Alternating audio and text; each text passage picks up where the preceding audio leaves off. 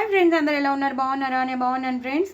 So ఇవాళైతే నేను దొండకాయ fry చేస్తున్నాను, పచ్చి కారం వేస్ట్ చేస్తున్నాను. సో అందుకే నేను వెల్లుల్లిపాయలు అలా నేను ఇంకా నేను చేయి పెట్టి మీకు చూపించలేకపోతున్నాను. మీకు తెలుసు కదా నాకు ఫ్రాక్చర్ అయినట్టు. సో నేను రైట్ హ్యాండ్ యూస్ చేయలేను కాబట్టి మీకు ఇలాగే చూపిస్తున్నాను. సో వెల్లుల్లిపాయలు వేసుకున్నాను, 1 స్పూన్ జీలకర్ర వేసుకున్నాను, పచ్చిమిరపకాయలు ఒక 8 to 9 పచ్చిమిరపకాయలు వేసుకున్నాను, ఒక 5-6 వెల్లుల్లిపాయలు వేసుకున్నాను, జీలకర్ర. ఇది పచ్చికారం అయిపోతుంది మనకి. ఈ పచ్చికారాన్ని మనం దొండకాయ వేపుడులో వేసేసుకుని చేసేసుకోవచ్చు. మనం రకరకాలుగా చేసుకుంటాం, ఉల్లి కారం పెట్టి చేసుకుంటాం, టమాటో వేసి కూర చేసుకుంటాం, దొండకాయ పచ్చడి చేసుకుంటాం, దొండకాయ మసాలా చేసుకుంటాం, రకరకాలుగా. లేదా ఓన్లీ దొండకాయలు పెట్టి వేయించి చేసుకుంటాం, లేదా ఓన్లీ దొండకాయల్ని ఉల్లిపాయలు వేసి కూడా వేయించేసుకుని చేసేసుకుంటాం. కానీ ఇవాళ మాత్రం నేను కొంచెం డిఫరెంట్గా ఉండాలని చెప్పి నేను పచ్చికారం వేస్ట్ చేస్తున్నాను. సో పచ్చికారం అంటే ఏం లేదు, పచ్చిమిరపకాయలు, జీలకర్ర, వెల్లుల్లిపాయ, ఇది నేను గ్రైండ్ చేసేస్తాను. ఈ గ్రైండ్ చేసిన పేస్ట్ని మనం బాగా వేగిపోయిన దాంట్లో వేసేయాలన్నమాట. సో బాగా పేస్ట్ అయిపోయాక మీకు మళ్ళీ చూపిస్తాను, వేయించేటప్పుడు నేను మీకు చూపిస్తాను.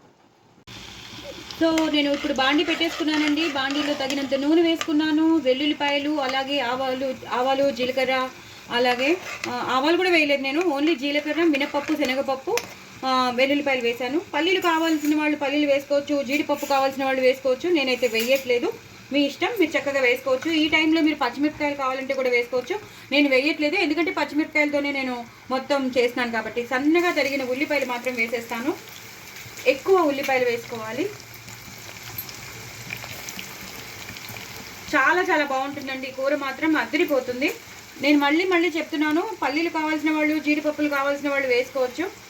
నేనైతే వేయట్లేదు, మీరు చక్కగా వేసుకోండి. అలాగే పచ్చిమిరపకాయలు కావాల్సిన వాళ్ళు పచ్చిమిరపకాయలు కూడా వేసుకోవచ్చు. సో నేనైతే ఒక 4 పెద్ద పెద్ద ఉల్లిపాయలని తరిగి పెట్టేసుకున్నాను. వాటితో పాటే నేను కరివేపాకు కూడా వేసేస్తాను. ఇంకా వేసేసి నేను ఇలాగా ఫ్రై చేసుకుంటాను. సో లెఫ్ట్ హ్యాండ్తో చేస్తున్నాను, ఏమనుకోవద్దు. మీకైతే నేను రెగ్యులర్గా కన్సిస్టెంట్గా నేను వీడియోస్ షేర్ చేస్తున్నాను. నా చెయ్యి ఫ్రాక్చర్ అయినా సరే మీకైతే వీడియోస్ వస్తూనే ఉన్నాయి.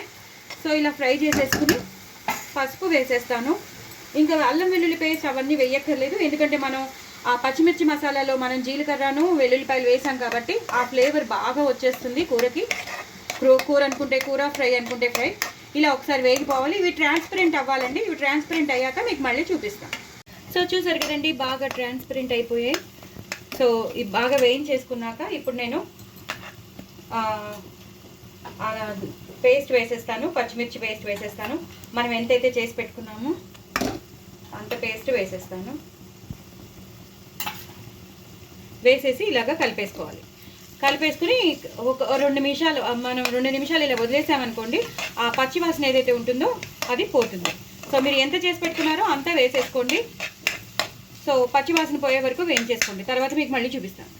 సో పచ్చివాసన పోయండి, చక్కగా మనం వేసుకున్న పచ్చిమిర్చి పేస్ట్ పచ్చివాసన పోయింది. నేను దొండకాయ ముక్కలు కూడా వేసేసుకున్నాను. సో ఒక చేత్తో వేసుకుని మీకు చూపించడం కష్టం కాబట్టి నేను వేసేసుకున్నాక మీకు చూపిస్తున్నాను. అంతకన్నా ముందు ఇంకేమీ వేయలేదు, ఏమేమి వేసానో అన్నీ మీరు చూసేశారు కాబట్టి ఇలాగా మీరు ఈ పేస్ట్తో పాటు ఈ పచ్చిమిర్చి పేస్ట్ ఏదైతే పచ్చికారంతో చేస్తున్నామో అలా పూర్తిగా కలిసిపోవాలి. ఇప్పుడు మనకి దొండకాయలు అంటే మీకు తెలుసు కదా, చాలాసేపు పడుతుంది. కొంచెం నూనె కావాలంటే నూనె కూడా వేసేసుకుని మూత పెట్టేసుకోవచ్చండి. ఇవి బాగా వేగిపోతాయి, దగ్గరగా వచ్చేస్తాయి, ప్లస్ దీని కలర్ కూడా మారిపోతుంది. బాగా సాఫ్ట్ అయిపోయాక మీకు నెక్స్ట్ ప్రొసీజర్ ఏంటో చూపిస్తాను. చూసారు కదండి, మంచిగా వేగిపోయి కలర్ కూడా మారిపోయింది. చక్కగా కలర్ మారింది, ప్లస్ సాఫ్ట్గా కూడా అయిపోయాయి. సో ఎంత వేగాలో అంతే వేయించుకోవాలి, మరీ ఒత్తుల్లా వేయించుకుంటే కూడా బాగోదు. సో అన్నీ ఈక్వల్గా మనం వేయించేసుకున్నాం కదా. ఇప్పుడు నేను తగినంత ఉప్పు వేసేస్తాను. కొంచెం అడ్జస్ట్ అవ్వండి, నేను లెఫ్ట్ హ్యాండ్తో చేస్తాను. తగినంత ఉప్పు వేసేసాను, అలాగే జీలకర్ర, ధనియాల పొడి కూడా వేసేసాను. అలాగే కొంచెం కారం వేసుకుంటున్నాను. పచ్చికారం ఎక్కువ వేసాను కాబట్టి కారం మాత్రం కొంచెమే వేస్తాను. వేసేసి ఇలాగా కలిపేస్తాను. చాలా చాలా బాగుంటుంది, చపాతీలో బాగుంటుంది, పుల్కాలో బాగుంటుంది, అన్నంలోకి అయితే మెయిన్ కోర్స్ అదిరిపోతుంది. ఇష్టపడని వాళ్ళు కూడా ఇష్టపడతారు. అసలు దొండకాయ అంటేనే ఇష్టం లేని వాళ్ళు ఉండరు. చాలామందికి ఫేవరెట్, నాకు కూడా చాలా ఫేవరెట్. మీకు కూడా ఫేవరెటా? కామెంట్ బాక్స్లో పెట్టండి.